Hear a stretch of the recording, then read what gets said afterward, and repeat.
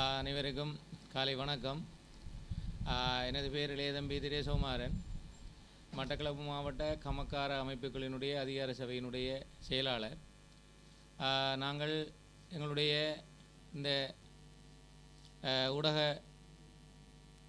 இதன் நோக்கம் எங்களுடைய விவசாயிகள் எங்களுடைய மட்டக்களப்பு மாவட்டத்திலே கடந்த 20ஆம் தேதியிலிருந்து 25ஆம் தேதியிலிருந்து எங்களுடைய அறுவடைகள் ஆரம்பிக்கப்பட்டிருக்கின்றது.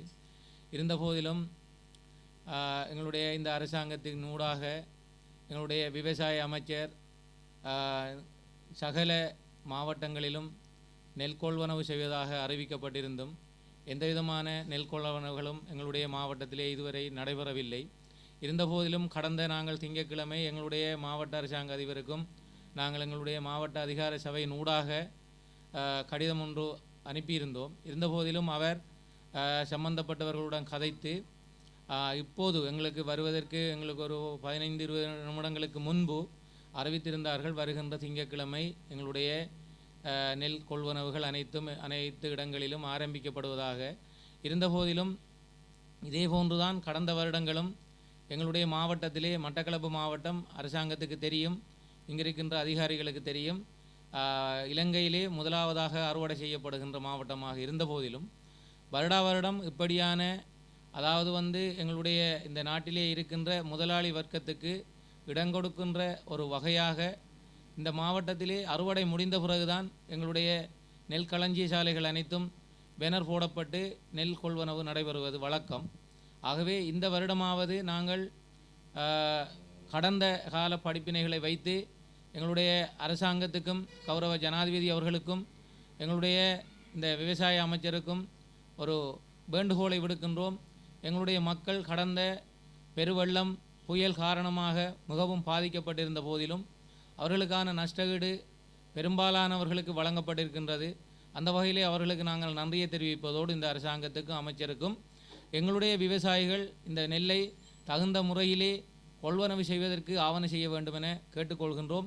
கடந்த 26ஆம் தேதியிலிருந்து நெல் கொள்வனவு நடைபெறும் என உறுதியளிக்கப்பட்டிருந்தும் எந்தவிதமான செயல்பாடுகளும் இதுவரையில் நடைபெறவில்லை. ஆகவே எங்களுடைய விவசாயிகளுக்கு அதாவது நெல் நிர்ணய விலையை அறிவித்திருந்தார்கள்.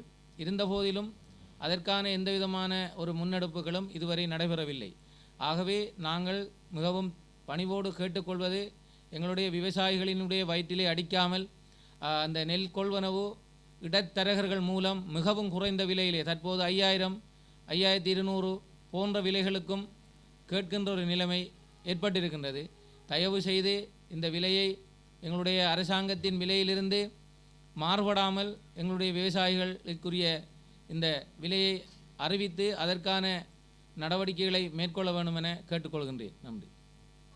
நான் சந்திரசேகரன் சந்திரமோகன், தலைவர் கமக்கார அமைப்புகளின் மாவட்ட அதிகார சபை மட்டக்களப்பு.